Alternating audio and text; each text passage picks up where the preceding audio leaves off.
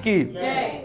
मेरे प्यारे भाई बहनों, प्रभु यीशु मसीह आ रहे हैं। क्या आप तैयार हैं? अगर आप मत्ती रचित सुसमाचार उसका 25 अध्याय और उसका 1 वचन से नीचे पढ़ेंगे, उसमें 10 कुंवारियों के विषय में प्रभु यीशु मसीह ने बताया। ये 10 कुंवारी आज के कलीसिया को दर्शाता है, और जो दूल्हा के विषय में वहां पर यीशु मसीह बता रहे हैं वो स्वयं प्रभु यीशु मसीह है। अर्थात प्रभु यीशु मसीह अपने बारे में भविष्यवाणी कर कर वो बता रहा है कि वो दोबारा आने वाला है। Praise the Lord, hallelujah. कई घटनाओं से प्रभु यीशु मसीह हमें मैसेज देना चाहता है। प्रभु यीशु मसीह चर्च को सतर्क करना चाहता है। प्रभु यीशु मसीह आज के प्रभु के लोगों को घटनाओं के बारे में और परिस्थितियों के बारे में बताने के लिए जा रहा है कि जब यीशु मसीह आएगा, किसी दिन या समय को निर्धारित नहीं किया, वो तो रात के 12 बजे भी आ सकता है और सुबह 4 बजे भी आ सकता है। क्या आप तैयार हैं? प्रभु यीशु मसीह के 3 घटनाओं को हम यहां पर देखेंगे, और यहां से प्रभु यीशु मसीह आपके विश्वास को मजबूत करेगा। प्रभु यीशु मसीह आपको बताएगा कि वो कैसे आएगा। स्वयं बाइबल में लिखा हुआ है, जब दूल्हा बादलों पर आएगा, तो बादलों पर जब आएगा तो कौन उसके साथ में जाएंगे? बाइबल में लिखा हुआ है कि 5 लोग जो बुद्धिमान थे वो दूल्हा से मिलने के लिए चले गए, लेकिन जो 5 लोग थे जो कम समझ रखने वाले थे, बाइबल में लिखा हुआ है उनके लिए द्वार बंद किया गया और वो दूल्हा के साथ में जा नहीं पाए। कलीसिया की स्थिति यीशु मसीह यहां पर समझा रहे हैं। कौन दूल्हा के पास जाएगा? यहां पर लिखा हुआ है बुद्धिमान भी सतर्क थे और कम समझ रखने वाले भी सतर्क थे। यहां लिखा हुआ है दोनों के दोनों तैयार थे, दोनों के पास कुप्पियां था, समझदार के पास भी और कम समझ रखने वाले के पास भी। दोनों लोग विश्वास रखते थे। 2 प्रकार के लोग आज भी चर्च में हैं। उन्हें ऐसा लगता है कि हम यीशु के साथ में जाएंगे। उन्हें ऐसा लगता है कि जब यीशु बादलों पर आएगा तो पक्का है वो हमें लेकर ही जाएगा। लेकिन भाई बहनों, ऐसा नहीं होने वाला। कौन लोग जाएंगे दूल्हा के साथ में? सबसे पहली बात बाइबल में लिखा हुआ है, जिन्होंने अपने कुप्पियों पर तेल रखा था, जिन्होंने अपने आप को सावधान किया था, जिन्होंने विश्वास योग्यता के साथ में अपने आप को प्रिपेयर रखा था। सबसे पहली बात, आपको और मुझको बुद्धिमान होना है। Praise the Lord. बुद्धिमान लोग ही तो यीशु के साथ में मुलाकात कर पाएंगे। बाइबल में लिखा हुआ है एक विश्वासी को बुद्धिमान होना चाहिए। क्यों? क्योंकि लिखा हुआ है भोला फंस जाता है, लेकिन चतुर मनुष्य विपत्ति को आते देख वो छुप जाता है। इसलिए आप और मैं सतर्क होने का जरूरत है। आप और मैं बुद्धिमान होने का जरूरत है। बाइबल में लिखा हुआ है, अगर मत्ती रचित सुसमाचार 7:24 में अगर पढ़ेंगे, उसमें लिखा हुआ है एक बुद्धिमान व्यक्ति अपने घर को चट्टान पर बनाया और उसने अपने समय को बचाया, उसने अपने मेहनत को बचाया, उसने अपना परिश्रम को बचाया। लेकिन एक कम समझ रखने वाला व्यक्ति है, उसने अपने घर को कहीं पर भी बना दिया, रेत पर बनाया। बाइबल में लिखा हुआ है उसने अपने मेहनत को खोया, उसने अपने पैसों की हानि उठाई, उसने अपने समय की बर्बादी की। बाइबल में लिखा हुआ है जब बाढ़ आई, जब आंधियां चली, तूफान जाकर टकराया उस घर से, उस घर का पूरी तरह से सत्यानाश हो गया। इसी प्रकार से एक क्रिश्चियन का लाइफ, अगर उसका नींव, अगर उसका विश्वास, अगर उसका भरोसा अगर परमेश्वर में नहीं है, तो एक दिन ऐसे विश्वासियों का नींव सहित पूरी तरह से ध्वस्त हो जाएगा, अर्थात वो यीशु के साथ में जा नहीं पाएंगे, अर्थात वो छोड़ दिए जाएंगे। इसीलिए आपको और मुझको बाहरी रूप से नहीं, अंदर से मजबूत होना है। एक घर को जब आप देखोगे, उस घर का पेंट को देखकर, खिड़की को देखकर, दरवाजा को देखकर, सामान को देखकर आप उसकी मजबूती नाप नहीं सकते, उसका नींव कितना मजबूत है। एक विश्वासी को उसका जीवन में, हालेलुया, उसका नींव अर्थात अगर वो यीशु में है, उसका विश्वास परमेश्वर में है, अगर उसका लाइफ वचन के अनुसार है तो ही वो बच सकता है। अगर वचन को छोड़कर अगर वो संसार में अपने जीवन को जी रहा है तो शायद कोई उसे बचा पाएगा। इसलिए सतर्क हो जाएं, इसलिए बुद्धिमान हो जाएं। बाइबल में साफ साफ लिखा हुआ है, बुद्धिमान अपने दूल्हा के साथ में चला गया, लेकिन जो बुद्धिमान नहीं थे वो छोड़ दिए गए। हालेलुया। जब आधी रात के समय दूल्हा पहुंचा तो उस समय उनको दिक्कत गया, ओ इधर उधर वो खोज रहे थे कि तेल कहां है, खोज रहे थे कि कहां पर हमें तेल मिलेगा, कहां से हम लोग तेल को लेकर आएंगे। बाइबल में लिखा हुआ है मेरे प्रियो, तेल जो है वो पवित्र आत्मा को दर्शाता है, कुप्पियां जो है अपने शरीर को दर्शाता है। जिस प्रकार एक दुल्हन अपने आप को तैयार करती है, उसी प्रकार से हमें कलीसिया को तैयार करना होगा। एक दुल्हन अपने खूबसूरती को निखारती है। क्या दुल्हन दूल्हा के पास में बिना वरस करके आती है? एक दुल्हन क्या कुछ भी बाल इधर बिखरा है, फटा वाला कपड़ा है, ऐसा पहन के ओ बदबूदार है, ऐसा आती है दूल्हा के पास? क्या करती है? वो अपने खूबसूरती को संवारती है। सबसे पहली तो डेंटिंग पेंटिंग करेगी, उसके बाद झुर्रियां जाना चाहिए, कमियां जाना चाहिए, इस प्रकार से, क्योंकि वो जो दिन है केवल और केवल दुल्हन को ही सब लोग देखना चाहिए। इतना खूबसूरत अपने आप को बनाती, इतना ही नहीं वो अपने आभूषणों को पहनती है, वो सोने और चांदी का श्रृंगार करती है मेरे भाई बहनों। और उतना ही नहीं, ऐसे पोशाक, ऐसे वस्त्र पहनती है जो सभी लोगों को वो आकर्षित करे। क्या 2 साल पुराना वस्त्र पहन के आ जाती है? वो सुंदर कपड़ा, नया कपड़ा को पहनती और अपने आप को संवारती, उसकी बाल बनाती, उसका हर चीज उस दिन लोगों के बीच में खूबसूरत दिखे। ये मेरे प्रियो भाई बहनों, अगर एक दुल्हन अपने आप को इतना संवारती है तो सोच लीजिए आप आत्मिक रूप से कितना संवारेंगे।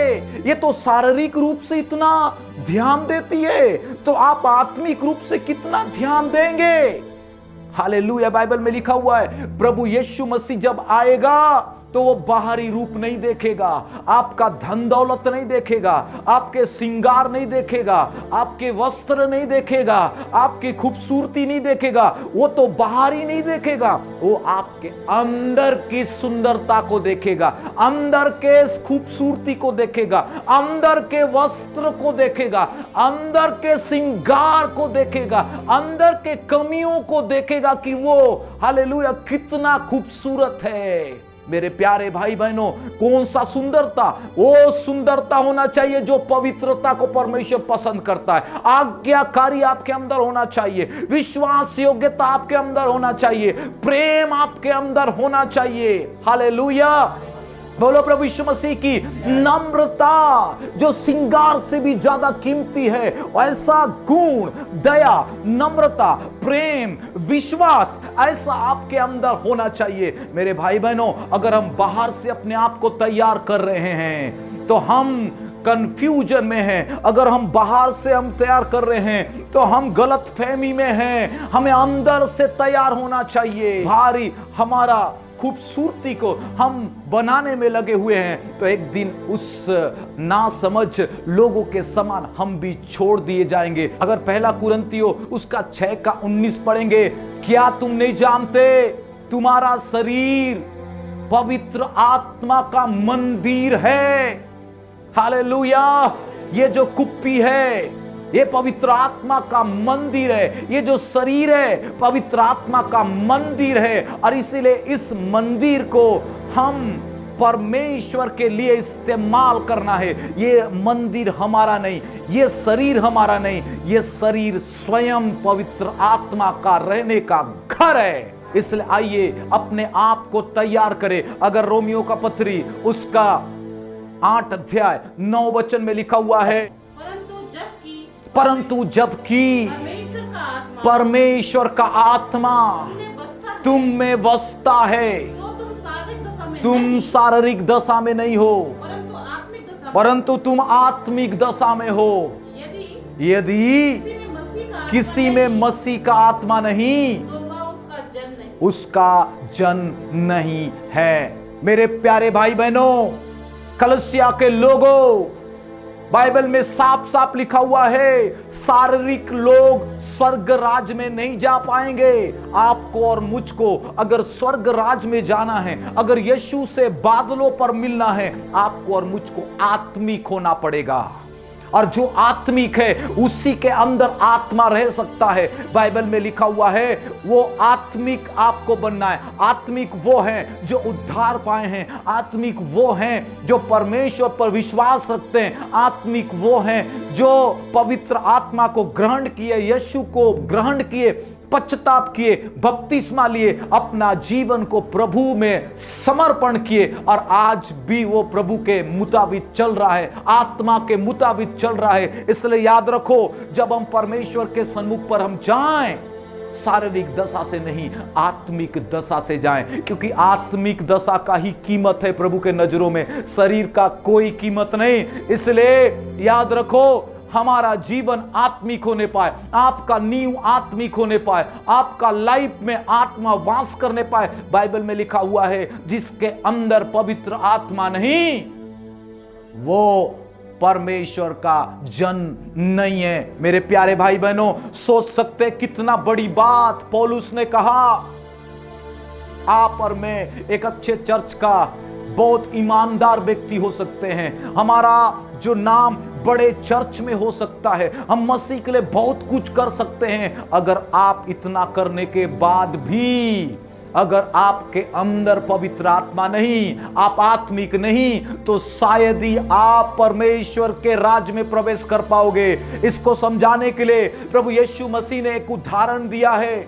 यूहन्ना रचित सुसमाचार उसका 3:5 में लिखा हुआ है। मेरे प्यारे भाई बहनों, यीशु ने कहा, अगर पढ़ेंगे उसको, यूहन्ना रचित सुसमाचार 3:5, यीशु ने उत्तर दिया, मैं तुझसे सच सच कहता हूं, जब तक कोई मनुष्य जल और आत्मा से न जन्मे, वहां परमेश्वर के राज्य में प्रवेश नहीं कर सकता। निकुदिमुस एक बुद्धिमान व्यक्ति था, निकुदिमुस एक समझ वाला एक टीचर था, निकुदिमुस एक सरदार था, वो धनी व्यक्ति था, उसका मान सम्मान बहुत ज्यादा था, उसका प्रभाव यहूदियों के बीच में ज्यादा था, लेकिन वो समझ नहीं पाया क्या एक मनुष्य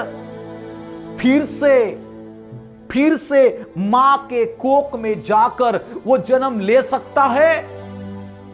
मेरे प्रिय भाई बहनों, बाइबल में लिखा हुआ है, निकुदिमुस यीशु मसीह से कहता है, हे यीशु, जो तू चमत्कार दिखाता है, जो तू शिक्षा देता है, अगर तू परमेश्वर का पुत्र नहीं होता तो ये बड़े बड़े चमत्कार और चिन्ह जो तू दिखाता है वो दिखा नहीं सकता। मैं विश्वास करता हूं कि तू ही परमेश्वर का पुत्र है। मेरे भाई बहनों, मैं आपको उत्साहित करना चाहता हूं कि यीशु को केवल जानना ही काफी नहीं है, यीशु को केवल समझना ही काफी नहीं है, उसके विषय में ज्ञान रखना ही काफी नहीं है। यीशु मसीह ने कहा, जब तक एक व्यक्ति जल और आत्मा से नहीं जन्मे वो स्वर्ग राज्य में नहीं प्रवेश कर सकता। इसका मतलब यह है कि पवित्र आत्मा दिया गया है, वो सहायक भेजा गया है आपके और मेरे लिए। वो आपके साथ में रहना चाहता है, वो आपको अगुवाई करना चाहता है। आज कलीसिया को पवित्र आत्मा सिखा रहा है, पवित्र आत्मा अगुवाई कर रहा है और कई लोग उसके अगुवाई में चलकर आत्मिक जीवन जी रहे हैं। बाइबल में लिखा हुआ है शरीर के काम तो प्रगट है और आत्मा के काम भी प्रगट हैं। आप देख सकते जिसके अंदर पवित्र आत्मा, उसके अंदर आत्मा के गुण आपको मिल सकता। इसलिए मेरे जब दूल्हा आधी रात के समय आ गया, आने के बाद जो बुद्धिमान थे वो तो तेल उनके पास में था, उनके पास में जो दीपक था उन्होंने जला लिया और जलाने के बाद दूल्हा का स्वागत उन्होंने किया। लेकिन जिसके पास तेल नहीं था उन्होंने तेल खरीदने के लिए चला गया और जैसे ही तेल खरीदने के लिए चला गया उसी समय दूल्हा आ पहुंचा। बाइबल में लिखा हुआ है मेरे प्यारे भाई बहनों, एक ऐसा भी समय आएगा जब आप और मैं तैयार नहीं रह पाएंगे, जब पवित्र आत्मा कलीसिया को लेकर उठा लिया जाएगा यीशु के पास में। उसके बाद आपको और मुझको पवित्र आत्मा को ढूंढना बहुत ही ज्यादा परेशानी का कारण होगा। आपको और मुझको कोई व्यक्ति दे नहीं सकता, पवित्र आत्मा को कोई खरीद नहीं सकता, पवित्र आत्मा को हम कमा नहीं सकते। पवित्र आत्मा स्वयं परमेश्वर देता है, पवित्र आत्मा स्वयं आता है हमारे अंदर, उस आत्मा को कोई दे नहीं सकता। इसलिए याद रखो मेरे भाई बहनों, अब भी मौका है कि आप पवित्र आत्मा पा सकते हैं। Praise the Lord. जब प्रभु यीशु मसीह आ रहा है तो आपको क्या करना चाहिए? आपको इंतजार करना चाहिए। इंतजार कैसे इंतजार? धीरज के साथ में इंतजार करना है। कैसे इंतजार? विश्वास के साथ में इंतजार करना है। कैसे इंतजार? दुख आए, तकलीफ आए, मुसीबत आए, आपका और मेरा एक ही भरोसा होना चाहिए, मेरा यीशु आएगा तो मैं बादलों पर रहूंगा। इस प्रकार से आपका निर्णय हो, इस प्रकार से आपका विश्वास हो, जरूर आप दूल्हा के साथ में जाएंगे। अर्थात आप जागते रहें, सतर्क रहें, अपने आप को तैयार रखें, बुद्धिमान समझदार हो जाएं, क्या करना चाहिए क्या नहीं करना चाहिए, अपने आप को प्रिपेयर करें। हालेलुया। प्रभु यीशु मसीह ने अपने बारे में बताया है कि वो किस तरह से आएगा, कैसे कैसे लोगों को लेकर जाएगा। आइए अपने आप को तैयार करें। हम शरीर के रूप से नहीं, उससे भी अधिक कीमती आत्मिक रूप से अपने आप को तैयार करें। Praise the Lord. मेरे भाई बहनों, वो प्रभु यीशु मसीह आपके लिए रक्त को बहाया, वो यीशु मसीह आपके लिए दुख सहा, अपने दुल्हन के लिए, अपने पत्नी के लिए उसने अपने प्राण तक को दे दिया। इतना प्यार करने वाला परमेश्वर अपने कलीसिया को लेने के लिए वो आएगा। याद रखो, भले वो देर कर रहा है लेकिन वो चाहता है कि मेरे दुल्हन पूरी तरह से तैयार रहे। वो चाहता है कि मैं सबों को लेकर जाऊं। Praise the Lord. Hallelujah, hallelujah. और बाइबल में लिखा हुआ है जो लोग तैयार रहेंगे वो दूल्हा के साथ में भोज में प्रवेश करेंगे और जो तैयार नहीं रहेंगे वो छोड़ दिए जाएंगे। अर्थात मेरे भाई बहनों, आज कलीसिया का स्थिति भी ऐसा ही है। आइए धीरज के साथ में, नम्रता के साथ में आइए हम परमेश्वर का इंतजार करें, सोते न रहें, जागें। आमीन। आपके विश्वास को बना के रखें, आपका प्रार्थना लाइफ को बना के रखें, आपका आत्मिक जीवन को मजबूत बना के रखें। हम उसको हल्का में न लें। प्रभु यीशु मसीह आ रहे हैं। Praise the Lord. कितने लोग कहेंगे कि मैं उसके साथ में बादलों पर रहूंगा। हालेलुया। प्रभु का धन्यवाद, परमेश्वर का महिमा हो। हालेलुया। प्रभु का धन्यवाद, परमेश्वर का महिमा हो। एक गाना है ना, मैं वहां होऊंगा, मैं वहां होऊंगा, तेरी दौलत तेरी शोहरत काम न आएगी, ये सब चीजें प्यारे तेरे साथ जाएगी, तेरी दौलत तेरी शोहरत काम न आएगी, ये सब चीजें प्यारे तेरे साथ जाएगी, सब चीजों का खत्म जल्दी होने वाला है, सब चीजों का खत्म जल्दी होने वाला है, तू कहाँ होगा, तू कहाँ होगा, आमीन, तू कहाँ होगा, तू कहाँ होगा। आइए सब अपने हाथों को उठा के एक ही चीज कहे, मैं वहां होऊंगा, मैं वहां होऊंगा, आमीन, मैं वहां होऊंगा, मैं वहां होऊंगा। जो लोग अपने आप को तैयार करके रखा है, जो लोग सतर्क हैं, जो लोग जाग रहे हैं, जो लोग अपने आप को विश्वास में, पवित्रताई में अपने आप को मजबूत कर रखे हैं, जो लोग आत्मिक हैं, वो सारे लोग एक दिन बादलों पर होंगे, वो सारे लोग यीशु के साथ में होंगे।